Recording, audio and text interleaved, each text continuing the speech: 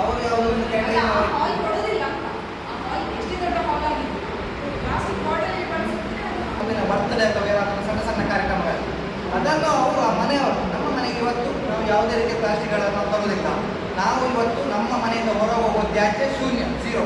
ಯಾವುದೇ ರೀತಿಯ ಪ್ಲಾಸ್ಟಿಕ್ ಬೇರೆ ರೀತಿಯ ತ್ಯಾಜ್ಯಗಳು ಕೊಡೋದು. ಈಗ ಸಪೋಸ್ ಈಗ ಅನ್ನ ಅಥವಾ ಅಂಥದ್ದು ಏನಾದರೂ ಮಿಕ್ಕಿದ್ರು ಕೂಡ ಅದನ್ನು ನಾವು ನಮ್ಮ ತೆಂಗಿನ ಬುಡದಲ್ಲಿ ಅಥವಾ ಗಿಡಗಳ ಬುಡದಲ್ಲಿ ಹಾಕಿದ್ರೆ ಅದು ಗೊಬ್ಬರ ಆಗುತ್ತೆ, ಅದಕ್ಕೆ ಅಲ್ಲಿಗೆ ಝೀರೋ ಆಗುತ್ತೆ. ಬಟ್ ವೇಸ್ಟ್ ಅಂತೇಳಿ ಬರೋದು ನಾವು ಪ್ಲಾಸ್ಟಿಕ್ಗಳು ಬಂದರೆ ಮಾತ್ರ ಅದನ್ನು ನಾವು ಹೇಗೆ ನಿವಾರಣೆ ವಸ್ತುಗಳನ್ನು ತರೋದು. ಲೋಟ ಇರ್ಬೋದು ಅಥವಾ ಕ್ಯಾಟರಿಂಗ್ನವರಿಗೆ ಹೇಳುವಾಗ ಬೇರೆ ಯಾವುದೇ ವಸ್ತುಗಳಿಂದ ಪ್ಲಾಸ್ಟಿಕ್ ತರೋದಿಲ್ಲ ಅಂತ ನಾವು ಅಂತ ಒಂದು ವ್ಯವಸ್ಥೆಯನ್ನು ಮನಸ್ಥಿತಿಯನ್ನು ನಾವು ನಮ್ಮ ಬದಲಾವಣೆಯನ್ನು ಮಾಡಿಕೊಂಡ್ರೆ ಸಹಜವಾಗಿ ಅದು ರೋಗಕ್ಕೆ ಪೂರಕ. ಕಟ್ಟಿ ಅಲ್ಲಲ್ಲಿ ಬಿಸಾಡು, ಕಾಮನ್ ಸೆನ್ಸ್ ಇಲ್ಲ. ನಾವು ಜನರ ಸ್ಕರಿಸಬೇಕು, ನಾವು ಯಾರು ಹೇಳಿಸಿದ್ರೆ ಅವರು ಸ್ವಂತ ಬುದ್ಧಿಗೆ ಆಗುದಿಲ್ಲ ಅಂತ ಅಂಥವರನ್ನು ಹೇಳಿ ಯಾರನ್ನು ಸಾಧ್ಯವೇ ಇಲ್ಲ. ನಾವು ಅವರೇ ಚೇಂಜ್ ಆಗಬೇಕು, ಅವರೇ ಒಳ್ಳೆ ರೀತಿಯಲ್ಲಿ ಇತ್ತಂದ್ರೆ ಅರ್ಥ ಮಾಡಿಕೊಳ್ತಾ ಅವರೇ ಇದ್ದಾರೆ ಹಿರಿಯರು. ಈಗಿನ ಜನರೇಷನ್ ಅನುಕೂಲ ಆದಷ್ಟು ಉದಾಸೀನ ಜಾಸ್ತಿ, ಅದನ್ನೇ ಕಟ್ಟಿ ಅಲ್ಲಲ್ಲಿ ಬಿಸಾಡ್ತಾರೆ. ಸ್ವಯಂ ಜಾಗೃತಿ ಆಗಲಿಲ್ಲ. ಏನು ಈಗ ಬೇರೆ ಬೇರೆ ಕಡೆಗಳಲ್ಲಿ ಸಿಸಿ ಕ್ಯಾಮರಾಗಳನ್ನು ಹಾಕ್ತಿದ್ದಾರೆ, ಅಲ್ಲಿ ಬಿಸಾಡ್ತಾರೆ. ಬಟ್ ಅಲ್ಲಿ ಬಿಸಾಡೋದು ಇನ್ನೊಂದು ಕಡೆಗೆ ಮಾಡು ತಪ್ಪೆ, ಅದು ಪರಿಸರದ ರಕ್ಷಣೆ ಆಗುದಿಲ್ಲ.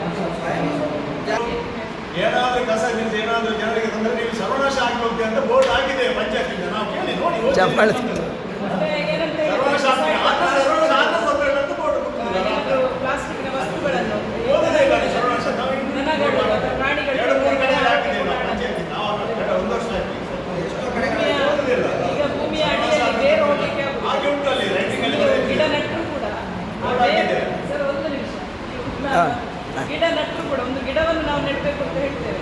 ಆ ಗಿಡ ನೆಟ್ಟರು ಕೂಡ ಭೂಮಿಯ ಒಳಗೆ ಹೋಗ್ಬೇಕು ಬೇರು, ಆದರೆ ಅದಕ್ಕೆ ಅಡ್ಡವಾಗಿ ನಿಲ್ತದೆ ಯಾವುದು ಪ್ಲಾಸ್ಟಿಕ್. ನಾವು ಬಿಸಾಡಿ ಹೋಗ್ತೇವೆ, ನಮಗೇನೋ ನಮ್ಮ ತೃಪ್ತಿಗೋಸ್ಕರ ನಾವು ಬಿಸಾಡಿ ಹೋಗ್ತೇವೆ, ಅಲ್ಲಿ ನಾಶ ಆಗಲಿಕ್ಕೆ ಸ್ಟಾರ್ಟ್ ಆಗ್ತದೆ.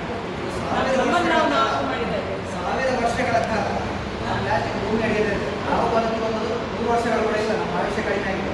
ಅಂದರೆ 1000 ಎಷ್ಟೋ ತಲೆಮಾರುಗಳಿಂದ ನಾವು ಅದನ್ನು ಕೊಡುಗೆ ಕೊಡ್ತಿದ್ದೇವೆ. ನಮ್ಮ ಅದಕ್ಕೆ ಆರಂಭದಲ್ಲಿ ಹೇಳು ಆ ಜವಾಬ್ದಾರಿ ನಾವು ಮಾಡ್ತಾ ಇದ್ದೇವೆ. ಊಟದಲ್ಲಿ ಅಂತಲ್ಲ, ಈಗ ನಾವು ಸೀನಿಯರ್ ಚೇಂಬರ್ನಾಗಿದೆ ನಮ್ಮ ಮನೆಗಳಲ್ಲಿ ನಾವು ಮಾಡೋದಿಲ್ಲ ಅಂತ ಹೇಳ್ತೀವಿ. ಇಲ್ಲೊಂದು ಜಾಗಕ್ಕೆ ಇನ್ನು ಶೈಲಜಾ ಮೇಡಮ್ ಬೇರೆ ಬೇರೆ ಕಡೆಗಳಿಗೆ ಅವರು ಸಂಪನ್ಮೂಲ ವ್ಯಕ್ತಿಯಾಗಿರ್ತಾರೆ. ಅಲ್ಲಿ ಅವರೊಂದು ಹೋಗಿ ಇಲ್ಲ ನಾವು ಇಲ್ಲಿ ಮಾಡಿ ಅಲ್ಲಿ 100 ಜನ ಮಾಡಬೇಕು ಅಂತಿಲ್ಲ, 10 ಜನ ಮಾಡಿರೋದು ನಮ್ಮ ಇವರ ಮಾಸ್ಟರು ತುಂಬ ಕಡೆಗಳಿಗೆ ಸಂಪನ್ಮೂಲ ವ್ಯಕ್ತಿಯಾಗಿರ್ತಾರೆ. ಅಲ್ಲಿ ಅವರು ಹೇಳಿದರು, ಅಲ್ಲಿ 100 ಜನ ಕೇಳಿದ್ರು, 10 ಜನ ಅವರು ಹೇಳಿದ್ರು ಕರೆಕ್ಟ್ ಇದೆ ಅಂತೇಳಿ 10 ಜನ ಮಾಡಿದ್ರು. ಅಲ್ಲಿ ಒಂದು 10 ಜನಕ್ಕೆ ಬರ್ತದೆ.